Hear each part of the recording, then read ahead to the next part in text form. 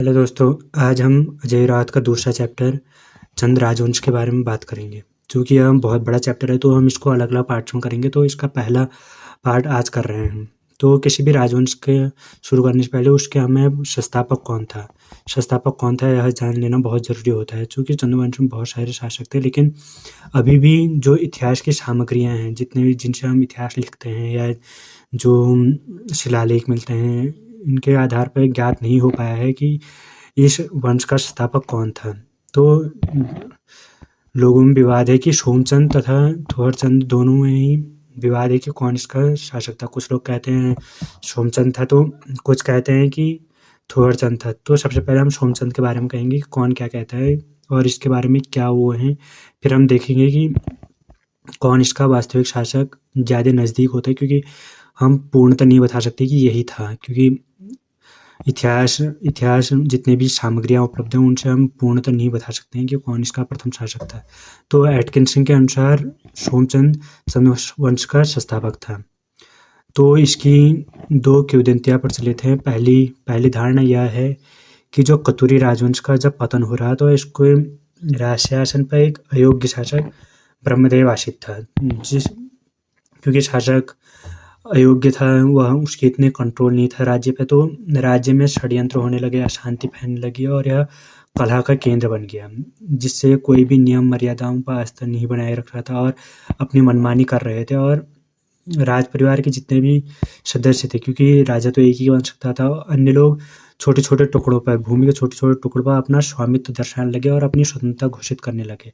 अपने छोटे छोटे स्वार्थों के लिए लड़कर धन को खर्च कर रहे थे और अराजकता और अनाचार चप्पे चप्पा पर फैल चुका था। विशेषतः कालीकुमार, जो चंपावत को कहा जाता है, जहाँ दुर्दशा पराकाष्ठा पर था, अपनी पीक पे थी, मतलब सबसे ज़्यादा यही हो रहा था। तो जो ये तो है नहीं कि सब लोग ही, जितने भी लोग हैं उनमें सभी राज्य का अहित ही चाहें। कुछ लोग राज्य के हित में भी सोचते थे। तो कुछ लोगों ने एक उपाय सोचा कि जो कन्नौज के राजा हैं, कन्नौज के जो तत्कालीन नरेश हैं, उनके पास जाएं और उनसे मदद की गुहार करें। तो जब ये लोग गए तो कन्नौज के नरेश ने अपने भाई सोमचंद को कुमाऊँ भेजा, और सोमचंद इतना योग्य तो था ही कि उसने स्थिति को अपने नियंत्रण में ले लिया। तो इससे ब्रह्मदेव बहुत खुश हुए और उन्हें प्रसन्न होकर अपनी पुत्री का विवाह सोमचंद से कर दिया। तो जब विवाह कर दिया है तो उनने दहेज, जो यौतुक कहा जाता था उस समय दहेज को, तो यौतुक के रूप में कोतवाल छावनी, जो चंपावत की कोतवाल छावनी है, वो इसको दे दी, सोमचंद को दे दी। सोमचंद ने सुयो नामक स्थान पर एक किला बनवाया और वहाँ से राज करने लगा। तो इस प्रकार यह दर्शाता है कि कैसे सोमचंद राजा बन गया। तो दूसरी किंवदंती है कि सोमचंद कन्नौज नरेश का भाई था, जो बद्रीनाथ की यात्रा पर आया था, और ब्रह्मदेव से मिलने पर ब्रह्मदेव अपनी पुत्री का हार सोमचंद को दे दिया और दहेज के रूप में चंपावत की एक छोटी जागीर दे दी। तो जितनी भी किंवदंतियाँ हैं सभी में यही दर्शाया गया है कि सोमचंद कन्नौज से आया है और ब्रह्मदेव ने अपनी पुत्री का विवाह कराया और उससे विवाह कराकर दहेज के रूप में चंपावत की एक जागीर दे दी। तो ये तो हमने देख लिया। और इसी में बद्रीदत्त पांडे का भी कहना है, वो थोड़ा अलग तरीके से कहते हैं कि जो कत्यूरी नरेश हैं, कत्यूरी नरेशों का अत्याचार से पीड़ित होकर प्रदेश के कुछ वासियों ने, जो प्रदेश के कुछ निवासी थे, उनने झूसी का जो राजपुत्र था सोमचंद, उसको यहाँ बुलवा लिया, यहाँ के जनजीवन से, रीति रिवाजों से उसको परिचित कराया और फिर उसको बलवान बनाया और नीति कुशल और कूटनीतिज्ञ बना दिया। और कत्यूरी राजाओं के एक पदाधिकारी हम्मीर देव की कन्या से उसका विवाह करा दिया और चंपावत का वह शासक बन गया।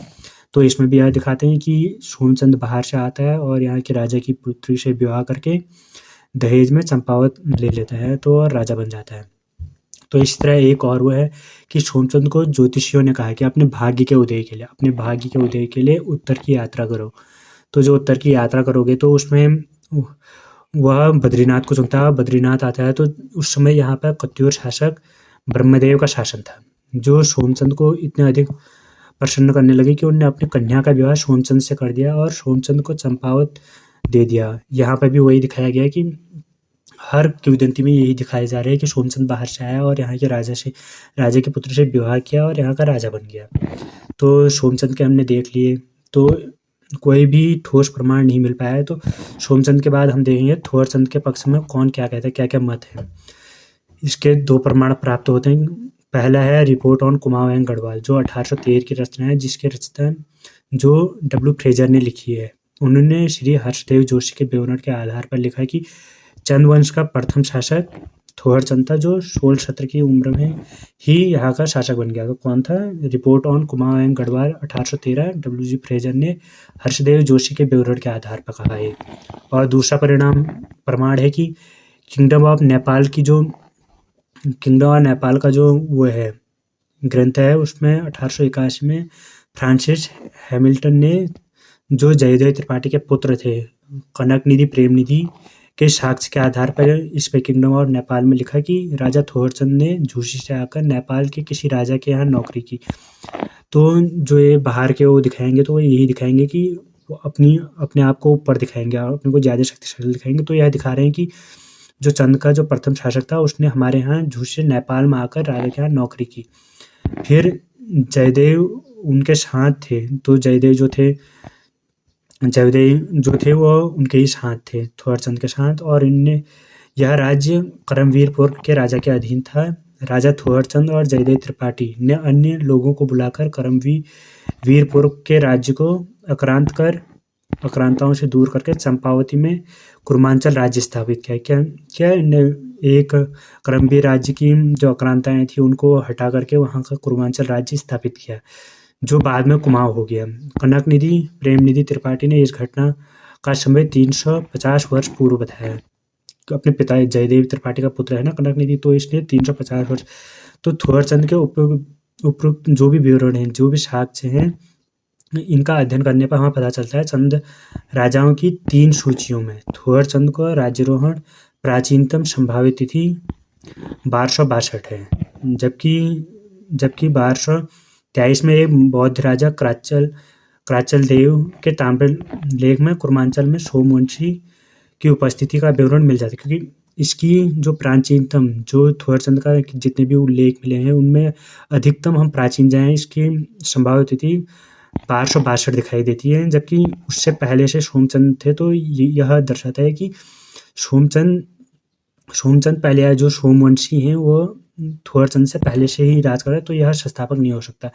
अतः जो हर्षदेव जोशी के चंद राजाओं का चाहे जितने निकट संपर्क रहे हों, लेकिन क्राचल देव के ताम्रपत्र से जो वितरण प्राप्त होता है, उससे यह विश्वास नहीं किया जा सकता है कि थोरचंद यहाँ का संस्थापक था। और जो दूसरी घटना है, थोरचंद के कुमाऊं आगमन की तिथि 350 वर्ष पूर्व इंगित की है। जो जयदेव त्रिपाठी हैं, उनके जो पुत्र थे निधि प्रेम निधि, इन्होंने कहा है कि 350 वर्ष पूर्व उनके पिता उनके साथ थे, थोरचंद के साथ, तभी तो उन्होंने वहाँ कुमांचल राज्य स्थापित किया।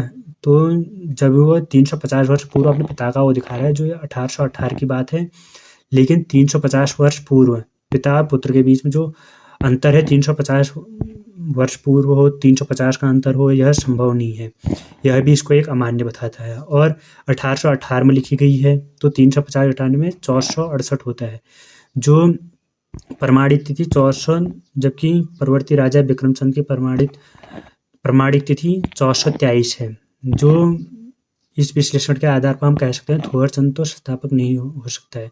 तो सोमचंद को चंद संस्थापक मान लेना यह आवश्यक है कि सोमचंद की घटनाएं भी, जो कहानियां हैं, उनका विश्लेषण करने पर भी वो अन्य राजाओं के समकालीन हो। तो जो मुख्य समस्या उत्पन्न हुई वह है कतुरी राजा ब्रह्मदेव, जिनने सोमचंद को चंपावत दान में नहीं दिया, अपने दहेज में दिया। तो सोमचंद का संबंध उत्तर यात्रा और जो कुर्मांचल, सोमचंद का कुर्मांचल में आगमन का समय एक होना चाहिए। ब्रह्मदेव इनकी भी जो समय है समकालीन होनी चाहिए, तभी यह माना जाएगा। तो अब हम देखते हैं कि ब्रह्मदेव, कतुरी और सोमचंद समकालीन थे। तो बद्रीदत्त पांडे कहते हैं कि बद्रीदत्त पांडे और एटकिंसन ने सोमचंद की कुर्मांचल आगमन की थी 700 दिखाई है, 700 ईस्वी दिखाई गई है। और एटकिंसन ने क्या दिखाई है, 953 दिखाई। यह ब्रह्मदेव को सोमचंद का समकालीन मान लिया जाए। अगर हम ब्रह्मदेव को समकालीन मान लें सोमचंद का, तो इनकी भी तिथि सोमचंद के बराबर होनी चाहिए। समकालीन है, दोनों एक साथ के हैं, तो जैसे अभी हैं 2000 में है तो दोनों 2000 के ही होने चाहिए, उस टाइम पर दोनों उपलब्ध होने चाहिए। लेकिन सोमचंद की तिथियाँ जो हैं और ब्रह्मदेव की तिथि समान मानना चाहिए। परंतु जो साक्ष्य हैं, साक्ष्य के आधार पर जो तिथियाँ हैं वह उचित प्रतीत नहीं होती, क्योंकि ब्रह्मदेव हैं वह आगे के दिखाते हैं, जबकि शास्त्र के इनको सोमचंद को दिखाया है। जो डॉक्टर DC सरकार ने कत्यूरी सम्राट ललित सूर्यदेव को संभावित शासक उनके पांडुकेश्वर ताम्र लेखों के आधार पर 9वीं शताब्दी का दिखाया गया है, जबकि अंतिम चतुर्थांश में ललित सूर्यदेव का पुत्र सम्राट भूदेव शासनकाल निर्धारित कर रहा था। तो उनका विश्वास है कि 8वीं और 9वीं शताब्दी में 790 से 823 तक ललित सूर्यदेव के पिता इष्ट गणदेव का शासन रहा और उसके बाद पितामह बिंबर कत्यूर का शासन कर रहे होंगे। तो डॉक्टर सरकार के द्वारा निर्धारित किया गया कि जो सम्राट ललित सूर्यदेव का शासनकाल को स्वीकार करने पर BD पांडे द्वारा निर्देश सोमचंद के पूर्वांचल आगमन की तिथि जो शास्त्र बताई गई है अनुचित मानी जा सकती है, क्योंकि वो उस टाइम तो ललित सूर्यदेव हैं, तो शास्त्रों में ये कैसे होंगे, ये तो ब्रह्मदेव के टाइम पे आए हैं। ललित सूर्यदेव के पांडुकेश्वर ताम्रलिप्त और उनके उत्तराधिकारियों के पांडुकेश्वर और बागेश्वर शिलालेखों से ज्ञात होता है कि ब्रह्मदेव कत्यूरी और तथा ललित सूर्यदेव के पुत्र भूदेव के मध्य के शासक हैं, जिनके मध्य 6 कत्यूरी राजाओं का राज्यकाल आता है और प्रथम 5 राजा सम्राट के उपाधि विभूषित माने जाते हैं। इस आधार पर ब्रह्मदेव को संभावित शासनकाल 11वीं सदी का है, क्योंकि 700 से 5 शासनकाल वो आएंगे, 6 कत्यूरी राजा आएंगे, तो इसमें कुछ 400-500 साल का होगा। 700 से 11वीं शताब्दी मानी जाती है। इस दिशा में यह आवश्यक हो जाता है कि सोमचंद के पूर्वांचल आगमन की तिथि भी 11वीं सदी ही मानी जाए, क्योंकि ब्रह्मदेव के समय पर आया है तो सोमचंद को भी 11वीं सदी का मानना चाहिए। तो सोमचंद के उत्तराखंड यात्रा भी इसी संभावना की ओर इंगित करती है, जिसमें कहा जाता है कि जो सोमचंद है उत्तराखंड यात्रा करने आता है और ब्रह्मदेव को पसंद आ जाता है। अब हम यह भी देखेंगे कि जो शंकराचार्य हैं जिनने हिंदू धर्म के जो ये मठ स्थापित किए, तो यह बाद में किए हैं, तो उससे पहले यहाँ बौद्ध धर्म का बोलबाला था। कराचल देव के ताम्रपत्र से इसका प्रमाण भी मिलता है कि यदि सोमचंद उत्तराखंड की यात्रा पर आए तो वह केवल शंकराचार्य के जन्म के पश्चात ही किसी समय पर आए होंगे, क्योंकि वह बद्रीनाथ पे आए हैं। जो शंकराचार्य के टाइम पर शंकराचार्य ने मठ स्थापित किए उसके बाद आए हैं, तो ये तो हो नहीं सकता है कि पहले होंगे। तो इसलिए यह होगा कि वह शंकराचार्य के बाद ही आएंगे, जबकि शंकराचार्य उत्तराखंड में हिंदू धर्म की पुनर्स्थापना कर चुके होंगे तभी वह आएंगे। इस प्रकार जो थोहरचंद की तिथि आ रही थी 1262 आती है, उससे पहले ही 1223 में कुर्मांचल में सोमवंशियों की उपस्थिति दिखती है। इसलिए थोहरचंद को चंद वंश का शासक मानना जो संभावना थी वह समाप्त हो जाती है, क्योंकि 1262 में थोहरचंद है, लेकिन उससे पहले ही 1223 में सोमचंद या सोमवंशियों की जो उपस्थिति दर्शाती है वह दर्शाता है कि सोमचंद हो सकता है। तो शाक से एकमत होने के लिए जो चंद राजा हैं, चंद के वंश के आदि पुरुष की जो वो है, इसके लिए इतिहासकार डॉक्टर श्यामलाल के अनुसार सोमचंद के कुर्मांचल आगमन की तिथि 1031 है, जो 1031 के समय हो सकती है। इसमें यह एक वो है कि जब भारतीय अभियान पर मोहम्मद गजनवी भारत आया तो उसने उत्तर भारत में मेरठ, मथुरा, कन्नौज आते हुए उसने राजपूतों पर हमला किया, तो राजपूत पलायन कर गए थे। तो यह संभव है कि जो आपातकाल के कोई राजपूत सरदार अपना भाग्य आजमाने के लिए उत्तर की ओर, क्योंकि गजनी ने वहाँ हमला किया तो 1031 के बाद किया, तो जो सरदार है अपना भाग्य आजमाने के लिए कि हम अपना राज यहाँ उत्तर में भी चला सकते हैं और उत्तर की ओर आ सकते हैं, यह एक संभावना है। तो उत्तर की ओर चलाया। उसने कत्यूरी साम्राज्य के राजनीतिक उथल पुथल को देखा।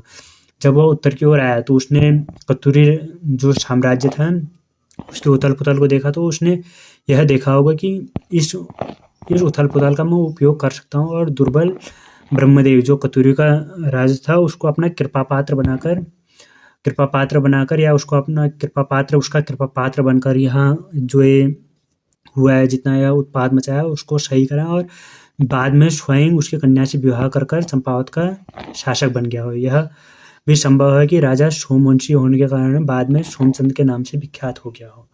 यह एक संभावना है कि जब गजनवी से हमला हुआ तो जो राजपूत लोग थे वह उत्तर की ओर आए, उन्हें अपना भाग्य आजमाया, तो यहाँ इनके अंडर आए ब्रह्मदेव के, और फिर इन्हें बाद में यहाँ के राजा बन गए। अब हम देखेंगे सोमचंद की तिथि क्या है, सोमचंद की जो तिथि है वह कैसे। इलियट का कथन है कि कुमाऊं के राजा स्वयं को कन्नौज के शासक चंद्रपाल फूर या भौर का वंशज बतलाते हैं। जो कुमाऊं के शासक हैं, कुमाऊं के राजा स्वयं को कन्नौज के शासक चंद्रपाल फूर, ये पेपर में आता है, चंद्रपाल फूर और भौर के वंशज बताते हैं। इस प्रकार चंद राजा चंद्रपाल के परिवार की ही कोई शाखा होंगे। चंद्रपाल के विषय में अध्ययन से ज्ञात होता है कि जो महमूद गजनवी है वह महमूद गजनवी के 12वें भारतीय आगमन जो 1018, जो चंद्रपाल के विषय में जो हमें ज्ञात होता है उसमें वह महमूद गजनवी के 12वें भारतीय आगमन जो 1018 में हुआ, तो उस समय कन्नौज पर शासन कर रहे थे। महमूद के कन्नौज पर आक्रमण, जब महमूद गजनवी ने कन्नौज पर आक्रमण किया, चंद्रपाल पराजय के परिणामस्वरूप चंद्रपाल कन्नौज से हटाकर राजधानी को कन्नौज का हटा बारी में परिवर्तित कर दिया। बारी कहाँ है? उत्तर प्रदेश का अवध क्षेत्र में जो सीतापुरी जिला है उस क्षेत्र में है, जो कन्नौज के उत्तर पूर्व दिशा में है। उत्तर की ओर आ गया और थोड़ा पूर्व की ओर है, जो गंगा घाटी की उस ओर को। तो इसने अपनी राजधानी परिवर्तित की। इस क्षेत्र में किसी न किसी रूप में कम से कम 1027 तक शासन कर, तो 1027 तक तो ये चंद्रपाल ही शासन कर रहा था। तो जैसा कि त्रिलोचन पाल के 1027 के झूसी के अभिलेख से प्राप्त होता है, जो स्वयं को चंद्रपाल का वंशज मानते हैं, त्रिलोचन पाल को चंद्रपाल का वंशज मानते हैं। अतः इलियट महोदय ने कहा है कि कथन को स्वीकार कर लेने और इसके अन्य साक्ष्यों को प्रकाश में देखने पर जो सोमचंद का कुर्मांचल आगमन है वह महमूद के कन्नौज आक्रमण जो 1018 में हुआ था, 12वां आक्रमण जो 1018 में हुआ उसके बाद, और जो त्रिलोचन पाल का झूसी में 1027 में, इसके मध्य में ही होगा। अतः हम यह मान सकते हैं, अतः बहुत संभव है कि जो महत्वपूर्ण घटना है चंद्रपाल के वंशजों द्वारा कन्नौज से बारी में राजधानी परिवर्तित करना, और कुक महोदय का कथन है कि मुसलमानों से पराजित होकर दिल्ली और कन्नौज के कुछ राजपूत पर्वत, जो कुक महोदय हैं वो भी कहते हैं कि जो मुसलमान ने जब आक्रमण किया, मुसलमान उस समय एक ही हमें आक्रमण दिखता है, वो गजनवी का है, महमूद गजनवी। तो उस समय जो राजपूत थे पर्वतों की ओर शरण लेने लगे और चंदों के पूर्वांचल आगमन की ओर संकेत करता है। यह जो राजपूत पहाड़ों की ओर शरण लेने लगे तो चंद भी पहाड़ की ओर आए हैं उत्तराखंड में। क्योंकि समसामयिक इतिहास देखने पर ज्ञात होता है कि कुक का वर्णन मुसलमान विजेता महमूद गजनवी के अतिरिक्त कोई और नहीं, क्योंकि उस समय और किसी ने आक्रमण नहीं किया है, तो महमूद गजनवी ही हो सकता है। इस तथ्य के आधार पर यह कहा जा सकता है कि सोमचंद 1018 में महमूद के आक्रमण और चंद्रपाल के वंशजों के कन्नौज राजधानी परिवर्तन के घटना के मध्य में ही यहाँ आया है। तो चंदों का जो मूल स्थान है, तो हम 1018 जो आक्रमण था और 1027 में जो था झूसी का अभिलेख, इनके मध्य में 1025 को मानते हैं। तो चंद वंश का जो संस्थापक था उसको सोमचंद को मानते हैं और उसका शासनकाल 1025 के आसपास मानते हैं। तो अब हम देखेंगे चंद राजाओं का मूल स्थान कहाँ का था। तो डॉक्टर श्यामलाल के मत है कि अभी तक जो प्राप्त साक्ष्य हैं में से कोई अभिलेख यह प्रमाणित नहीं कर सका है कि चंद राजा किस निश्चित स्थान से आए हैं, कौन से स्थान से आए हैं, कोई भी साक्ष्य प्रमाणित नहीं कर पा रहा है। तो इस विषय में तीव्र मतभेद है। जबकि एटकिंसन, वाल्टन, बद्रीनाथ पांडे के अनुसार चंदों का आदि स्थान, मतलब जो उनका जहाँ से वो आए हैं, वो प्रयाग का निकट झूसी से है। वाल्टन की धारणा है कि केवल इस विश्वास पर आधारित है कि झूसी एक लंबी अवधि का जो वाल्टन की धारणा है, वो कह रहे हैं कि ये झूसी से आए हैं, वह बस इस पर आधारित है कि झूसी एक लंबी अवधि तक राजपूतों का गढ़ है, वहाँ राजपूत थे। बद्रीनाथ पांडे की धारणा चंदों की वंशावली से प्राप्त एक श्लोक पर आधारित है। जो जैसे ये वाल्टन ने तो कहा कि झूसी पर राजपूतों का होता है, इसलिए राजपूत है सोम भी, तो यह झूसी से आए होंगे। तो इसी प्रकार बद्रीनाथ पांडे क्यों कहते हैं कि झूसी से आए होंगे, क्योंकि ये एक श्लोक प्राप्त होता है चंद वंशावली में, चंदों की झूसी ग्राम समागत्य, यह इसके आधार पर बद्रीनाथ पांडे कहते हैं कि वो यहाँ से आए। जबकि इलियट ने चंदों का आदि स्थान झांसी लिखा है, किंतु एटकिंसन इस मत का विरोध करते हैं। उनका कथन है कि वीर सिंह देव तथा द्वारा झांसी की स्थापना चंदों के कुर्मांचल आगमन से बहुत बात की। जो वो इलियट कह रहे हैं कि चंद झांसी से आए हैं, तो एटकिंसन इसका वो कर रहे हैं, विरोध कर रहे हैं कि क्योंकि झांसी की स्थापना तो चंदों के कुर्मांचल आगमन के बहुत बाद में हुई है। उक्त विद्वानों की धारणा किसी ठोस ऐतिहासिक तथ्य पर आधारित नहीं है, इसलिए इनकी प्रामाणिकता पर विवाद बना रहता है। प्रचलित जो किंवदंती है, जो बात फैली है, उसके ज्ञात होता है कि चंद्रवंश का संस्थापक सोमचंद कन्नौज के शासक का भाई है, क्योंकि जितनी भी किंवदंतियां हैं उनमें ज़्यादातर में यही दिखाई दे रहा था कि सोमचंद कन्नौज से आया है, जो कि महमूद गजनवी के समकालीन कन्नौज और प्रयाग के शासक चंद्रपाल फूर का वंशज था। चंद्रपाल फूर वंश के विषय में अनेक भ्रांतियां हैं। उदाहरणतः फरिश्ता की तारीख-ए-यामनी में फूर को महान वीर पोरस का वंशज कहा है, जो इलियट इस धारणा का खंडन करते हैं कि तत्कालिक जो राजपूत थे स्वयं को गौरवमय रूप में प्रदर्शित करने के लिए गौरवशाली पुरुषों के वंशज से बताते, क्योंकि यह होता है कि उनको अगर हम बड़े राजवंश से दिखाएंगे तो उनको वैधता प्राप्त हो। जैसे उसमें गुप्त वंश में क्या है, चंद्रगुप्त प्रथम ने वैधता प्राप्त करने के लिए वो उनको शूद्र जाति का कहा जाता है ना, तो वो वैधता प्राप्त करने की राजा तो बन गए, लेकिन जो आम जनता में धारणा है वो तो है कि ये हमसे निम्न तबके का है। इसलिए चंद्रगुप्त प्रथम ने कुमार देवी लक्ष्मी की रानी कुमार देवी से शादी करके अपना नाम या अपने सिक्कों में उनकी भी फोटो या मतलब जो उत्कीर्ण कराया उनको भी, जिससे उसको वैधता मिल सके। इसी प्रकार इनने भी, वो कहते हैं कि राजपूतों ने भी स्वयं को पौरस का वंशज बताया, जिससे उनको वैधता प्राप्त हो सके कि यह बड़े उसका है तो यह शासन कर सकता है हम पे। इसी प्रकार डॉक्टर गांगुली ने उन्हें ब्राह्मण घोषित किया है, किंतु सर्वमान्य मत त्रिपाठी जी का है, जिन्होंने फूर को प्रतिहार वंश का लिखा है। जो चंद्रबरदाई हैं उनने प्रतिहारों, चौहानों, पवारों और सोलंकियों को एक साथ रखा है, जिन जातियों का जन्म आबू पर्वत के अग्निकुंड से माना। जो राजपूत है इनको अग्निकुंड से, आबू पर्वत के अग्निकुंड से माना जाता है ना, तो प्रतिहार गुज्जरों की ही एक शाखा थी, जो गुप्त साम्राज्य के संगठन के समय हूणों के साथ मध्य एशिया से हमारे देश में आए।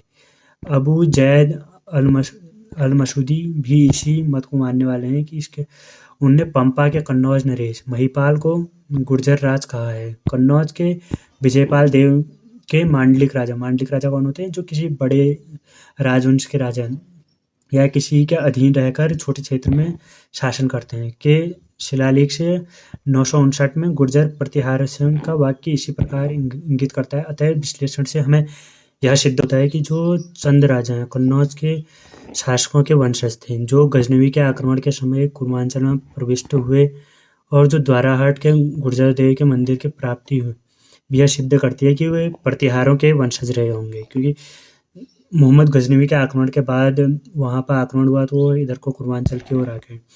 डॉक्टर श्यामलाल के अनुसार कुमार के चंद्रवंशी राजपूत प्रयाग के गंगा के पार झूसी के निवासी थे।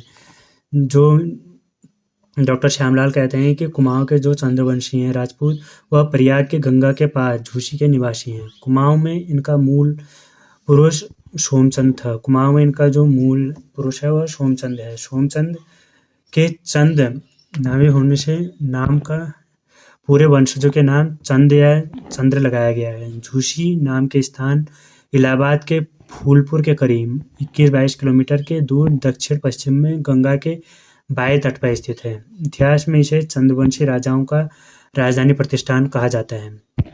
सोमचंद के आगमन के समय कुमाऊं में कत्यूरी राजा ब्रह्मदेव का आधिपत्य था। टनकपुर नेपाल की ब्रह्ममंडी इन्हीं राजा की देन है। जो ब्रह्मदेवों ने टनकपुर और नेपाल के मध्य जो ब्रह्मदेव मंडी है, इन्हीं राजा ने बनाई थी। सोमचंद के राजोचित योग्यता, रंग रूप और उनका व्यवहार देखकर कत्यूरी नरेश ने अपनी एकमात्र पुत्री का विवाह सोमचंद से करा दिया। इस समय समूचे कुमाऊं की राजनीतिक अव्यवस्था छाई हुई थी, जिसका लाभ सोमचंद ने उठाया, क्योंकि अव्यवस्था फैली हुई थी तो उनको लाभ मिल गया कि कोई एकत्रित नहीं थे, तो उनने स्वयं को शासक घोषित कर दिया। चूंकि वह 1019-20 से झूसी से इस क्षेत्र में आए थे, तो इसलिए कुमाऊं में उनके द्वारा स्थापित चंद्रवंश की स्थापना का समय हम 1020 से 25 के मध्य मानना चाहिए। सुविधा के लिए हम सोमचंद को चंद्रवंश की स्थापना 1025 में मान सकते हैं। यही समय कत्यूरियों का पतन का भी है, जो यहाँ दिखाता है। कत्यूरियों का जब पतन हुआ उसके बाद ही चंद्रवंश का शासन उठा।